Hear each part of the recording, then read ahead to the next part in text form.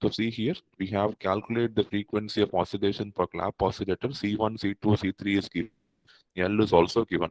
So find the frequency of oscillation F naught equal to 1 by 2 pi root of LC. And first we have to find C. C is C1, C2, C3 in series. So among C1, C2, C3, you will find that C3 is very small. So definitely the final capacitance will be lesser than C3. Lesser than C3. On just a second.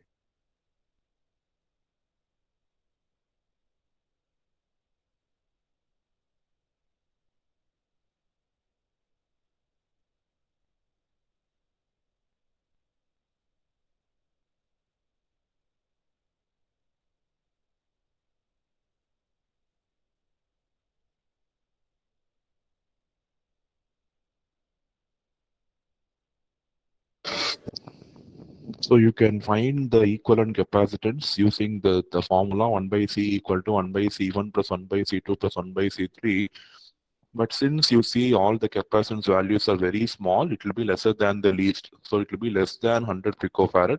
So we can take the equivalent capacitance to be 100 picofarad. And F naught equal to 1 by 2 pi root of LC. So we get 734.5 kilohertz. And see here, if you change the value of C3, this F naught is going to change. If you increase C3, F naught will come down. If you decrease the value of C3, F naught will go up because F naught is proportional to 1 by root of C. So they are inversely related.